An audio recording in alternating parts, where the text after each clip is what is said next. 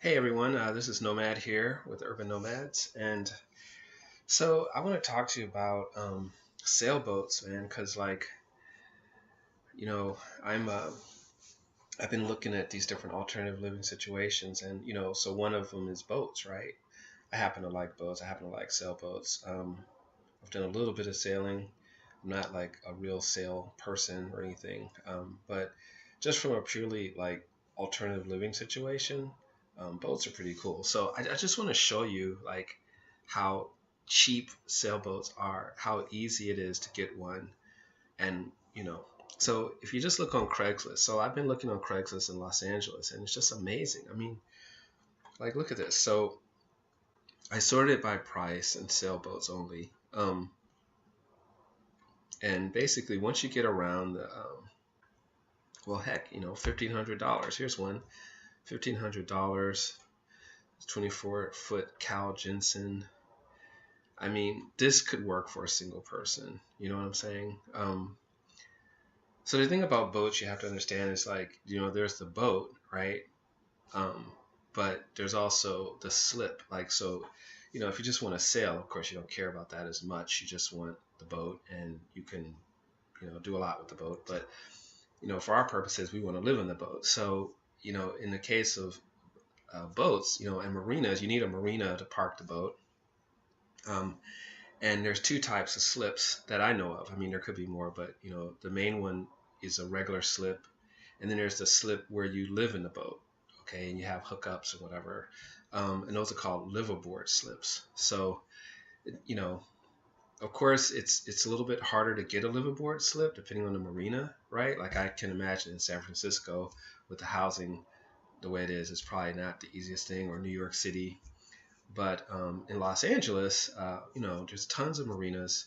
The main marina is Marina Del Rey, and um, that's fairly centrally located, like here. And I haven't looked into it myself. I'm going to do another video where I really explore like how difficult is it to get a liveaboard slip in Marina Del Rey. Um, I would imagine it would be pretty difficult, but I have a feeling it's not as difficult as it looks. And on the other thing is the slips are determined by the length of the boat, right? And I have a feeling that like the smaller boats, there's probably more demand for those slips because it's easier for someone to just buy a small boat like this 24-foot boat. But the bigger slips, like once you get, it's like, but if I was a single person struggling in LA, I'd go buy this boat tomorrow. I mean, like, what difference does it make? In LA right now, it costs $1,500 just to get a studio apartment. This part of town, Marina Del Rey, where this boat is supposedly located, I mean, you're talking 2,000 for a studio apartment. It's just ridiculous in the core of LA right now, what's going on with housing prices. So people are, shacking up, getting roommates. It's unless you're a millionaire or you're making 200,000 a year or something, like forget it. You're gonna have to do something radical. So, but here, I just want to show you this. Like, I don't think people realize. Like, I was just shocked, honestly. So let's look at this boat, right? Like, it says it's good, blah blah blah, blah blah blah. I don't even care about all this stuff. Like, it says it has no motor. Who cares? I don't even want to sell, but you can get one, blah blah blah. Phone calls only. Like, as long as this sucker floats and it doesn't leak, with the rain or whatever. And in LA, it doesn't rain, so that's not even an issue. But so I don't know about liveaboard slips. I don't know what their price ranges are. The way I discovered this whole boat thing is I was at the grocery store a couple years ago when I was just in this whole crisis with housing in LA, and I ran into a guy, and we struck up a conversation, and we just started talking, and then he mentioned that he had a boat for sale. He said I don't remember how we got in a conversation, but he talked about how he had this boat, Marina Del Rey, and he was selling for $15,000. And I almost dropped my coffee when he told me that. I'm like, are you serious? Of course, at the time, I didn't realize there's tons of boats for that price range, But he was like talking about how he was having a hard time selling it. And I'm thinking, really? In a city where like the average house price is almost $1 million, I mean, you're talking definitely $500,000. I mean, even in the worst neighborhood in LA, you're talking, I think 300,000. Like, you can buy something that you can sleep in and live in for $15,000. I mean, I just was shocked. So that's how I discovered the whole boat thing. So, I mean, like like I said, I would just buy this tomorrow if I was like a single person. So I would say this, like, the more people, the more, like, I'm just making this rule up right now. Like, I would say for two people could probably squeeze it, like a couple could squeeze in like a boat in the 20-foot range, between 20 and 30 foot. Like this 22-foot Catalina, that's probably good enough just for one person. But still, like $1,800 for this, right? Like, I think that 1,500 is the cheapest thing we're gonna find that's livable. Yeah, after that, it's just like little tiny things like paddle boards and stuff. But I wasn't even planning to come to 1,500. I was going to 3,500. So let's look higher. I just want to say that, like, once you start getting into the $5,000 range, your options just increase a lot. Once you start getting into the $10,000 range, 15,000, between 10 and 20, you have like so many choices. I know that may seem like a lot of money, but when you compare it to how much rent you're paying, like, let's say you're a single person and you work at McDonald's and you make minimum wage. You're making, in LA it's 15 an hour now, and you're probably shacking up with roommates. Maybe you're paying $1,000 a month for, half a room, or if you're lucky, maybe, a room in a building, in an apartment with other people. So let's say it's $1,000 a month plus utilities, whatever. I mean, even if it's $1,000 including utilities, you're talking about, $12,000 a year, right? Like, that's $12,000 that someone making minimum wage is spending, right? You have to here, right? So anyway, I don't know why more people aren't doing this option. I'm thinking there's got to be a reason. Like, I know with liveaboard slips, you have to have decent credit, and I'm going to explore that. We'll do a video where I actually go out and talk to the marina and talk about it. I don't understand the whole sailing culture, the marina culture, and I have all these preconceived ideas about it, like, only rich people can have boats and marinas, and that maybe they're biased towards, rich people. You have to be this rich person, and if you don't look rich, they don't want you around. Like, I have no idea. It's just amazing how our minds work. But I have heard that, if someone's selling a boat and it's in a liveaboard slip, these are like two different transactions. Like, you can buy the boat, but then you have to go to the marina and apply. It's very similar to like, if you want to take over someone's lease, you still have to, apply as if you were applying as a new tenant, and you have to have decent credit, right? I think liveaboard slips are pretty much like apartments, like, that they have the same issues, right? So they will do that. And so you have to have decent credit, but, if you don't have decent credit, maybe there's workarounds. Like, I have no idea. Like, maybe that person you're buying the boat from can keep it in their name, and you just, pay them. I really don't know. But that's the thing. In the beginning I was naive, and I was like, oh, we just live on a boat. Of course, it's not that simple. But there's a post on my blog that talks about this, like, what do you need to do with a sailboat. There's other options if you're willing to really rough it. You can just anchor offshore somewhere. No one can really stop you from doing that. There are these things called mooring balls, which are like little balls and then floating balls in the water, and then people anchor to that. I know there's a lot of that going on in San Diego. I don't know how much is going on in Los Angeles. And then there's actually being in a marina, which of course costs more. But as far as the pricing, I've heard like prices like $350 a month, stuff like that, like in the hundreds. I think it's pretty comparable to RV parks. Yeah. But anyway, let's see. Once you start getting to $3,500, like I've seen this boat here for $2,900. They just reduced it. This was $3,500. Now this is a 30-foot boat. I mean, this could definitely hold two people. This 30-foot Newport. I mean, it looks pretty rough on the outside, but like, who cares? I mean, the cool thing about sailboats is you can fix them up. Sometimes you can fix them up and resell them for more than you paid, and sometimes you can't. But especially the older wooden boats. Um, but yeah, look at this thing. It's pretty cool. You know, yeah, it's awesome. So I don't know what's going on with this boat. I think the marina is trying to get rid of it. And that's another thing I heard. Like you can go to marinas and, you know, uh, you know, just like anywhere, people abandon the boats. Maybe they get foreclosed on or whatever. They're salvaged or damaged, and they just want to salvage them, whatever. They have auctions just like other places, so there, you might be able to get some boats even nicer, even cheaper than this. But let's look at some of these other ones here. This is going to be a long video, so I'm just going to go into this because I've been wanting to talk about it for a while.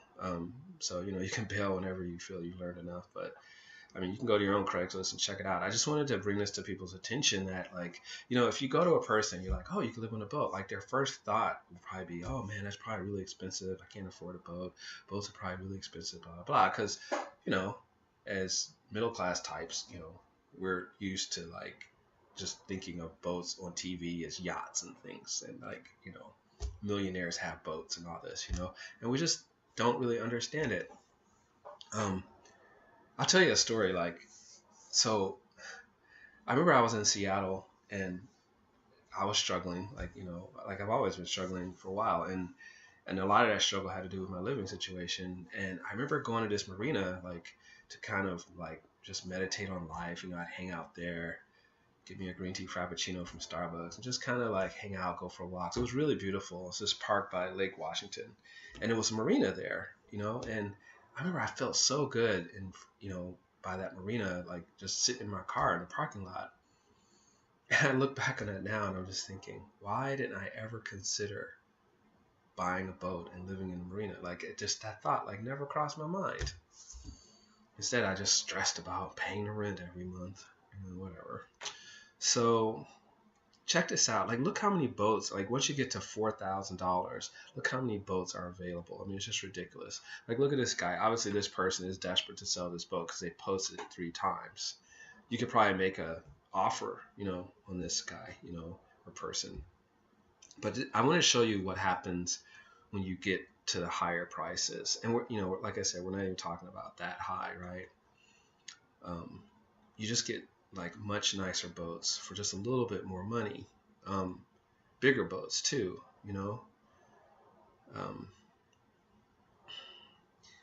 yeah, I saw this one the other day. Yeah, 30 foot. So I would say a 30-foot boat could hold because I went to the boat. There's a earlier video where we went to the LA Boat Show and I actually went into some of these nice sailboats, newer ones that were very expensive, but I got a feel for how big a boat you need, and what I realized was for my family, we could definitely fit in a 40-foot boat, right? There's 5 of us, right? So maybe a 30-foot could hold maybe 3 people, and then anything below 30, 20 to 30 could hold 2 people, and anything 20 or less, 1 person, like that. So that's kind of how you have to think, but yeah. These boats are awesome. Look at all this stuff here. So once you start getting the 10,000, I mean, there's definitely a lot of options. And I'm just looking at sailboats. I mean, there were some cool motor yachts available as well. In fact, let's go look at them. So I'm gonna change this to just boats in general.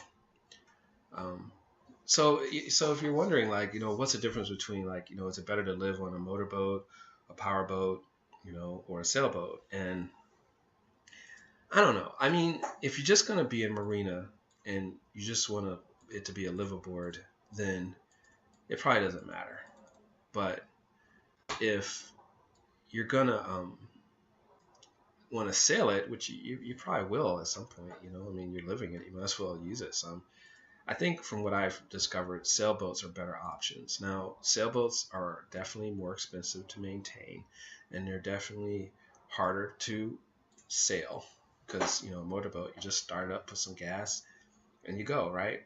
I grew up, my stepdad had a motorboat. I'm kind of familiar with it. In college, I did some sailing. I'm a little bit familiar with that. But the thing I've heard, because I did a lot of research on this in the beginning, was that basically, motorboats are very expensive to operate. That's the main difference. Like let's say I want to go from here to Catalina Island, which is this island about 30 miles offshore. It's really beautiful, and it's like California. It's a little Hawaii in a way. And you know, if I had a sailboat, I could just go sail it. Like I could just sail there. Now, of course, to get to that place, I'd have to learn how to sail. That takes time, and sailing's a lot of work sometimes. Someone's got to, sometimes it takes more than one person, and it's just work to sail, right? But the trade-off is it's free. Like we don't have to put any gas in the boat other than just the little motor that comes with the sailboat. But with a motorboat, you're gonna have to fill it up with a ton of gas or diesel or whatever, and you know, from what I heard. And then let's say for some reason you run out of gas, or you run low and you're out. And this happened to me and my family. My stepdad, when I was a kid, he had a motorboat, and we were in Chesapeake Bay, and he ran out of gas, and he was whacked out. What happened? Maybe I'll tell this story one day. But the point is, it's like, if you had a sailboat, like that wouldn't have happened, right? You could sail to wherever you need to sail. So I myself am leaning towards sailboats. I like sailboats. I think they're really cool.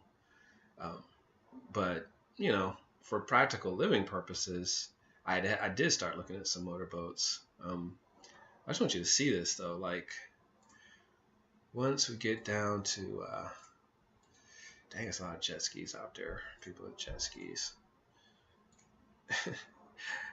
And another tangent, too. Like, the whole boat and RV thing, as far as the sales of them, it's just such a scam, right? Like, it's this whole big marketing machine, and it's about selling people like this fantasy. I'm talking about like buying a new boat. It's like you got the manufacturers, and they want to sell as many boats and RVs as possible. You got the dealers, they want to make money. The salespeople want to make their commissions, and then the finance companies want to make their financing. They want to loan money at high interest rates. I mean, from what I've heard, like as soon as you pull a new RV off the lot, you've lost, like, say it costs, 100,000, like you've lost, as soon as you drive off the lot, you've lost six to 7,000, right?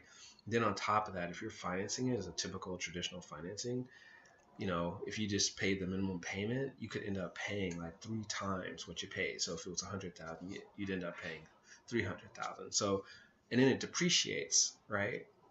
It's like, that's like a really, really bad deal. And so I'm thinking like, dang, that's just ridiculous. So, but the way this whole marketing machine works is like, they sell this fantasy. So like your typical working person, you're working all the time, and maybe you don't like your job so much, and you have this fantasy about like, I'm going to go out there and be free with my boat or my RV, right? And the sad reality is, like, a lot of people, like, they buy these things, they buy that fantasy, they're paying all that money, and then it just sits there, right? Because I've called about used RVs, and I've heard these stories like, oh yeah, well, it was my parents, and they, they've had it for 20 years, and they used it twice, and it literally sat in the driveway for 10 years. Like, you hear this story over and over and over again. Now that's the sad part of our society, that like creates this manufacturing machine that's just like taking people's money and polluting the earth with all this crap. But anyway, the good thing for us on the flip side of that is that like there's a glut of this stuff. Like there's a glut of RVs, there's a glut of boats. Okay, if you drive down any watered city, you just see boats and boats. Go to the marina, just boats every freaking where. Like all these boats, like people aren't even using these boats, they're just sitting there, right? So that's an opportunity for us to take advantage of. So yeah, I just want to show you some of these motorboats, like, and then people, they're like, oh, I'm gonna make it a project. There's a ton of people like, well, it started as a project and I got sick of it, or it cost too much. So you have people like that ready to sell something cheap, inexpensive. But I think that explains why we can get boats so cheap and RVs so cheap, because it's just a glut of them. And the people that make the money, it's a false like demand that's created. So it's just a ton of this stuff, and no one really wants it. They just want the new shiny new thing that the marketing machine promotes. So as far as the older stuff, it's like nobody wants that, right? So it's just like really cheap. God, I wish I could skip these jet skis, man. God, they sell a lot of jet skis. But I just wanted to show you some of the boats I saw. Like once you get around $10,000, like look at this. This is a good one. Like 42-foot Trojan cruiser, $10,000 in Marina Del Rey. Now I'm gonna tell you right now, you can't buy anything in Marina Del Rey for $10,000 in as property. You can't buy land, you can't buy houses, you can't buy condos. Check this out. You could get this cruiser for that price, okay, and live in the slip, right? And the cool thing I notice about the older boats, not the older boats, but once you get into the 10,000 and above range, part of their sales pitch is usually like comes with slip, So I have a feeling like once you start paying 10,000 above, getting a slip will be easier to do. And like I said, I think there's less demand for the bigger slips. Now I know for 42, the bigger the boat, the more expensive the slip is by footage, right? So I don't know for a boat like this how much the slip might be. The slip might be like $1,000 a month or something. I have no idea.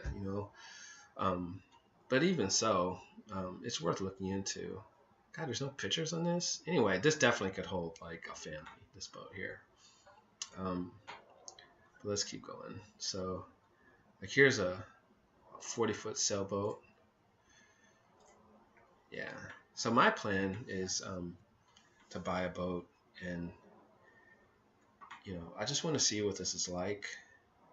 First, I'm gonna get an RV, and then I'm gonna upgrade to RV, and then I'm gonna buy a boat.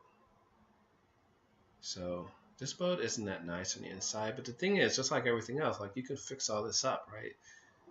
Like this person's obviously kind of messy, so you could clean all this up. You can fix all this up. I mean, it's got like a bed in the back there. It's got a bed up in the front there, on the sides. So, oh look, they're even promoting it. I didn't even see that. Great liveaboard. See, they're trying to get you to live in it. And like I said, I noticed that once you get into 10,000 range, it's like, hey, you can live here. Anyway, the whole dynamic changes. Like they want you, like, hey, you can live here. Anyway, let's keep looking. So, especially once you get to 15,000, you have like a trillion options. I just keep feeling like there's got to be a catch here somewhere, and it may be that a liveaboard slip for a bigger boat is very expensive. That may be the catch. With the premise like, oh, if you can afford this boat, you can afford these fees, right? Like I saw this one. Oh, that's in Mexico. Yeah, what is this? How they don't tell you. Marina Del Rey, $12,000.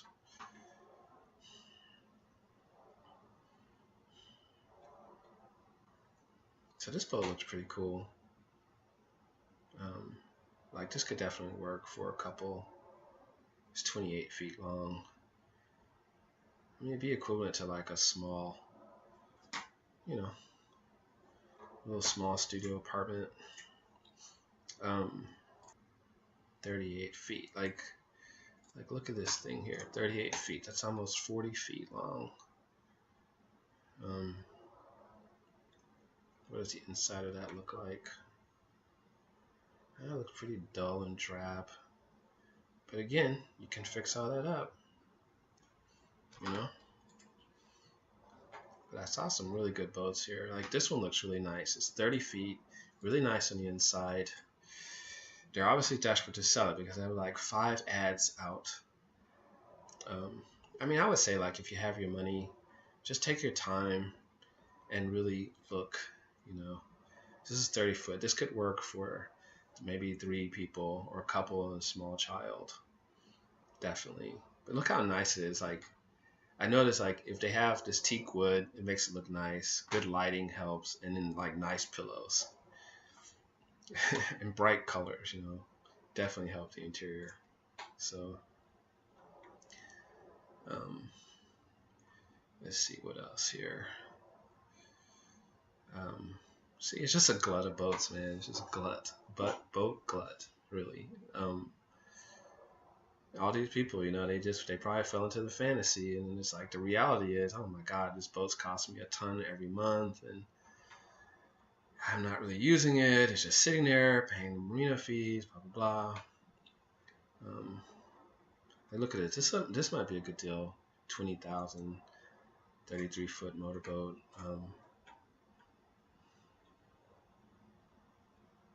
What's the interior like? I have a feeling the interior is pretty good. Yeah, yeah. See there, that could work. Kitchen. I mean, these big motorboats are basically like RVs on the water. You know. Yeah. Doesn't say how many it sleeps. No. Okay. A lot of the ads will tell you how many it sleeps. Price reduced, 20,000. Wow, this boat looks huge. What is?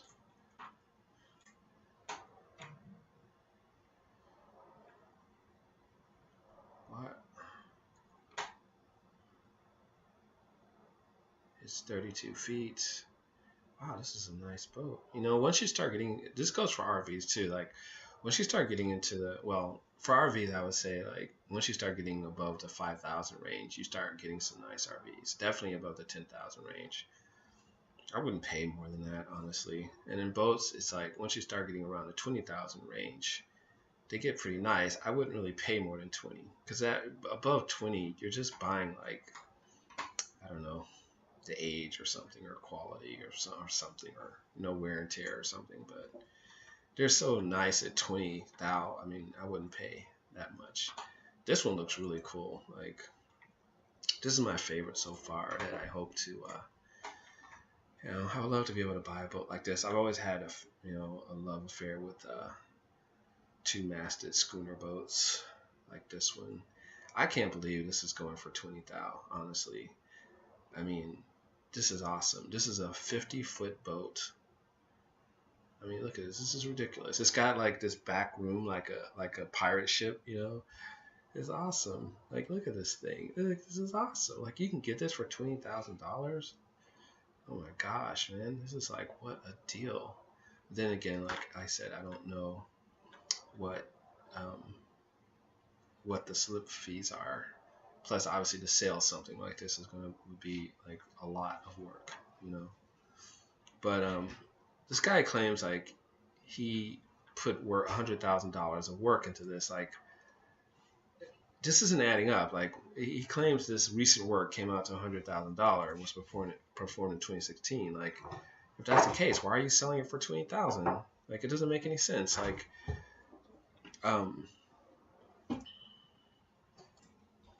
anyway, I was saying, like, it doesn't make sense. Like, why would you put $100,000 into a boat and then turn around and sell it for 20,000? Like, there's only two explanations for this. One is this is a scam, but I don't think it is. Like, I don't think it is. I mean, maybe it is. I don't know.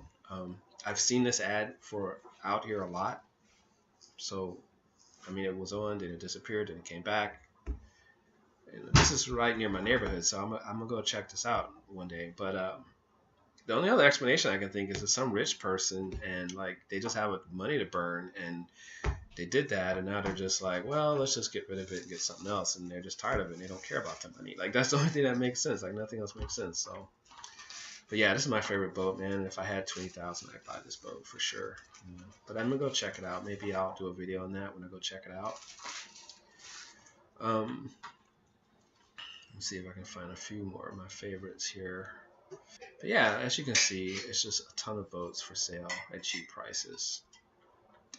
This one looks interesting too, like going for 24,000. It's kind of similar to that other one, and so maybe that's what two-masted schooners go for nowadays. But look at this one. Looks really nice, high quality, big interior there. It's great, man. This guy obviously put a ton of work into this, man. I mean, I guess what I've heard with sailboats is like, it's just, a love affair they have with their boats, and they just put tons of money in it because they just love their boats, and it's not even about like what they're going to sell it for. But like this guy, look, he put all this work into it. So, yeah, maybe that's the deal. Um, this is in Long Beach. So yeah, I just want to show you like a good. I saw this really nice um, powerboat. Well, it's like a yacht. I guess once you get over 30 feet, they're yachts. You could say, "Hey, I have a yacht. I live on a yacht." If that's your thing. But yeah, some of these older yachts, and I think it was, you know, they're pretty cheap. And let me see. Of course, I can't find it now. Yeah, look at this boat here, 41 feet for 30,000.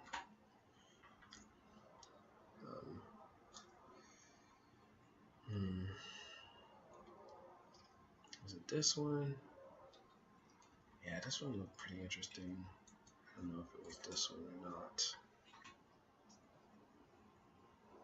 Oh, it was this one. This one here for 32,000. Um, for the down payment on a house, you could have this yacht here. It's 53 feet long, and it's how many people does it? It has 2 bedrooms, 6 beds. Yeah, it has everything you need, right? Except it's slip transferable. See, that's what I'm talking about. Once you get to above 10,000, they try to include the slip as part of the sales pitch, right? Whereas below 10, then it's it might be a little iffy. But then again, like I said, I don't know how much the slip for this boat would cost, and it might be $1,000 a month to have a boat like this in the marina. But check out what you get. Like, there's some boats like this for less money. I've seen them, between 20 and 30,000. You can get these older yachts that were made in the 60s. But check this out. Look at all these beds and stuff, and they're high quality because back in the 60s, this was like some millionaire's yacht or something. So the quality is really good. So yeah. But again, this thing probably takes a ton of gas to operate,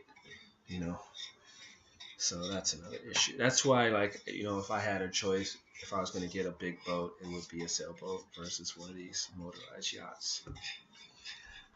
Okay, well, that's it pretty much. I think you get the idea. There is a ton of options out here if you want to buy a boat. Look at this thing, man. 32 feet, 36,000. It's like a ship, man. It's like you're buying a ship for 36,000 almost. Look how huge this thing is. So honestly, I'm not sure the difference in this boat in price versus the other ones I showed you, other than age, and I don't think age really matters, I mean, I'm sure it matters, but for our purposes, and I don't think it matters. But okay, so that's it. So let me know what you think about buying a boat, which type, any questions you have, if you have any advice, because obviously I don't know a lot about boats. I've never lived on a boat. If you lived on a boat and you have some tips or suggestions or advice, please put it in the comments. Okay, I'll talk to you soon.